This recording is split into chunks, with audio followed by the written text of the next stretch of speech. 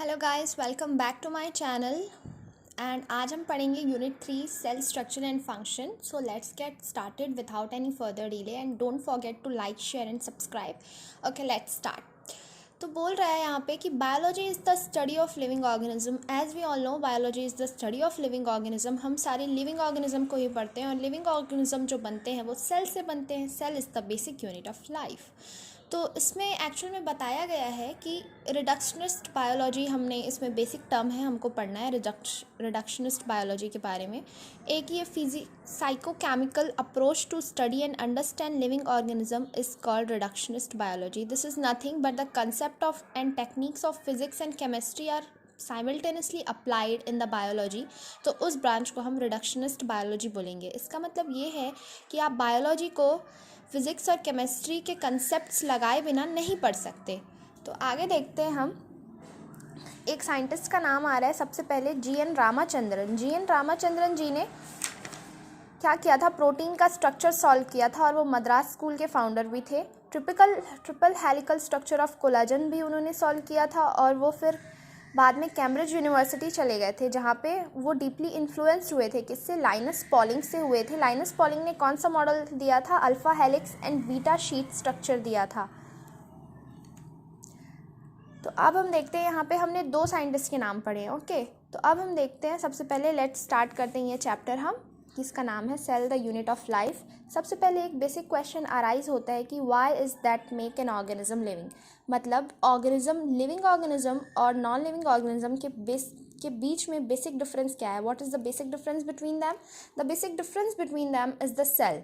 All living organism are composed of cell because cell is the basic unit of life. तो अब बोल रहा है यहाँ पे कि जो हमारे ऑर्गेनिजम्स हैं वो सिंगल सेल भी हो सकते हैं और मल्टी सेल भी हो सकते हैं। बट सेल की खासियत क्या है? एक यूनिसेलुलर ऑर्गेनिज्म की खासियत क्या है कि वो एक सिंगल सेल से ही बना होगा, ठीक है, बट उसके पास एक इंडिपेंडेंट एग्जिस्टेंस है। क्यों? क्योंकि एक सिंगल सेल के पास खुद का अपना इंडिपेंडेंट एग्जिस्टेंस होता है। वो अपनी बेसिक नेसेसिटीज़ ऑफ लाइफ को कंडक्ट कर सकता है, performing the essential functions of life. ये सारे जो पॉइंट्स हैं वो एनसीईआरटी के पॉइंट्स हैं जो दिए गए हैं, मैंने इसके नोट्स बना लिए हैं। तो अब हम देखते हैं फर्स्ट लाइफ सेल को किसने डिस्कवर किया था? एंटन वॉन लीवेनहुक ने किया था।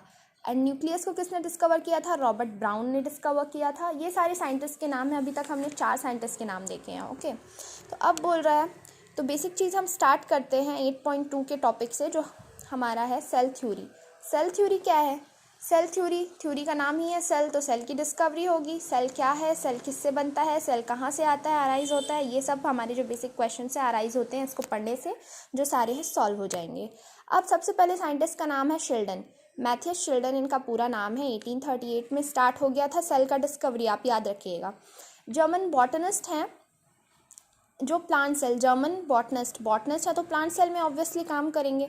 तो बोल रहे हैं ये डिफरेंट काइंड्स ऑफ सेल्स, जो different kinds of cells A B B C interact करते हैं तो क्या बन रहा है? टिश्यूज ऑफ प्लांट्स बन रहा है, ठीक है भाई। अब हम देखते हैं 1839, इसके जस्ट एक साल बाद हमारे श्वान आते हैं। श्वान का जब भी नाम आएगा आपको याद रखना है कि ये श्वान सेल्स, जैसे हम ब्रेन में भी जो पढ़ते हैं ना, तो वो किसके बारे में? एनिमल के बारे में। That's why he is the zoologist, British zoologist.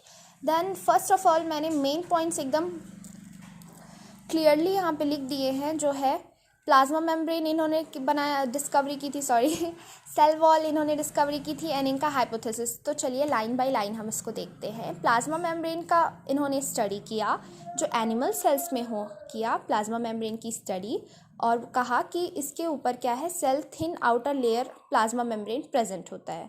Animal cells के सेल में एक थिन आउटर लेयर प्रेजेंट होता है जिसे प्लाज्मा मेम्ब्रेन कहा जाता है। अब कह रहा है सेकेंड, जो सेल वॉल की डिस्कवरी इन्होंने बताई कि cell wall is the unique character of plants because it is present only in plants. As we all know that, ये बहुत ही छोटे क्लास से ही हम पढ़ते आए हैं। हाइपोथेसिस क्या था? जब हम किसी भी आइडिया को हम रखते हैं तो उसे बोला जाता है हाइपोथेसिस, और जब वो आइडिया प्रूफ हो जाता है, जब उसको हम बोलते हैं लॉ। तो हाइपोथेसिस क्या था? Bodies of plants and animals are composed of cells. क्या है? जो एनिमल और प्लांट की बॉडी है वो बनी हुई है सेल से, और सेल्स सेल से बनी हुई है या प्रोडक्ट ऑफ सेल से बनी हुई है। प्रोडक्ट ऑफ सेल मिलकर क्या बनाएंगे? टिश्यू बनाएंगे। ओके, अब हम देखते हैं सेल थ्योरी के ड्रॉबैक्स क्या थे। इन दोनों ने तो बताया, बट इसके ड्रॉबैक्स क्या थे। How new sales were formed, इन्होंने बताया नहीं कि सेल तो चलो ये बेसिक फंक्शन कर रहा है, प्लांट एंड एनिमल्स भी कंपोज ऑफ सेल से हैं, बट सेल आता कहाँ से है, न्यू सेल बनते कहाँ से हैं, कहाँ से बनते हैं। तो भाई इसके बाद 1855 में, लगभग कुछ समय बाद, थोड़े सालों बाद 1855 में हमारे साइंटिस्ट आते हैं रुडोल्फ विर्को। इन्होंने बताया first explain cell division, new cells are formed from the pre existing cells. हमारे जो न्यू सेल्स हैं वो किससे बन रहे हैं, प्री एग्जिस्टिंग सेल से। इसको हमने बोला ओमनिस सेलुला ई सेलुला। तो अब बोल रहे सेल थ्योरी को मॉडिफिकेशन किया गया। सेल थ्योरी मॉडिफाइड होकर कैसी दिखती है हमारी, all living organism are composed of cells and product of cells. And then second point है जो रुडोल्फ विर्को ने बताया हमें, all cells arise from pre existing cells. Okay, इतना हो गया हमारा। अब हम एक ओवरव्यू ऑफ सेल लेते हैं ना, सेल क्या होता है। सेल की डिस्कवरी तो हो चुकी है, अब सेल क्या होता है हम देखते हैं। एट द टाइम वो जो माइक्रोस्कोप जो इम्प्रूवमेंट हुई, माइक्रोस्कोप तो इन्वेंशन हो चुका था, बट माइक्रोस्कोप में इम्प्रूवमेंट हुई, जैसे छोटे से छोटे ऑर्गेनिज्म को मैग्नीफाई करके देखा जा सकता है। जो इलेक्ट्रॉन माइक्रोस्कोप की डिस्कवरी हुई, जिससे हम सेल के बेसिक स्ट्रक्चर्स को पढ़ सकते हैं। अगर इलेक्ट्रॉन माइक्रोस्कोप की डिस्कवरी उस टाइम नहीं होती तो हम सेल के बेसिक स्ट्रक्चर को नहीं पढ़ पाते। तो अब हम सबसे पहले जो हमारी बुक में लिखा है वो देखते हैं, अनियन सेल। अनियन सेल क्या है, टिपिकल प्लांट सेल है। इस क्या बना हुआ है, इसका सेल वॉल जो है आउटर है, इसके अंदर सेल मेम्ब्रेन होता है। Typical plant cell, onion cell. Cell wall क्यों आया है, because onion cell is a plant cell. Okay, then आती है ह्यूमन चीक की बारी। ह्यूमन चीक में क्या कहा गया है, आउटर मेम्ब्रेन है, delimiting structure of the cell. Outer membrane, delimiting structure. इसके इनसाइड क्या पाया जाता है, न्यूक्लियस। न्यूक्लियस के अंदर जेनेटिक मटेरियल पाया जाता है, जो क्या है, क्रोमोसोम होता है। क्रोमोसोम के अंदर डीएनए पाया जाता है अपना। ओके,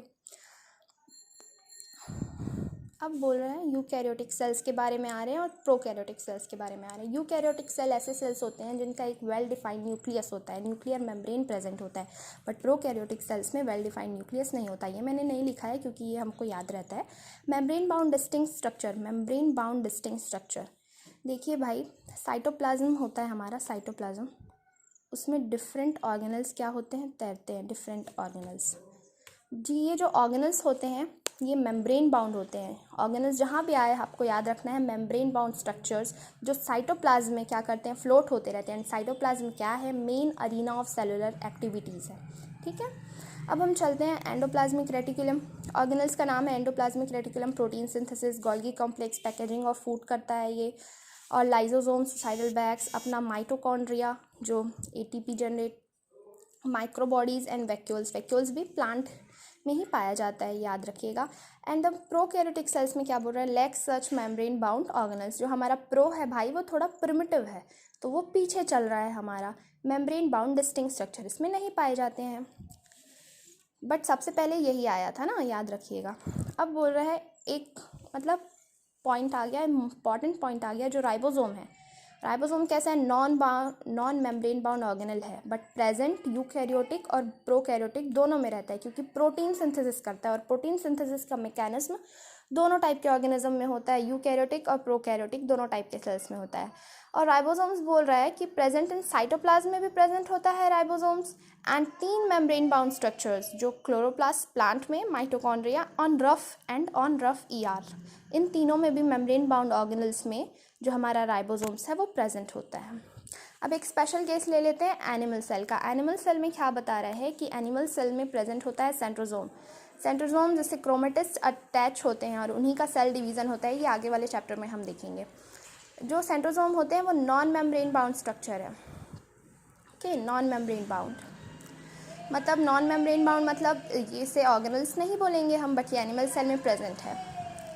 अब कह रहा है कि हाँ, अब ये टॉपिक ख़त्म हो गया। अब हम सेल साइज़ एंड सेल के शेप पढ़ेंगे। सेल का साइज़ और सेल के शेप पढ़ने से पहले एक पॉइंट को आप ध्यान रखिए, स्टेटमेंट देखते हैं। शेप ऑफ सेल में very with the function they perform. ये ज़रूरी नहीं है कि जैसा शेप है वैसा ही वो फंक्शन परफॉर्म करेगा, बिल्कुल भी ज़रूरी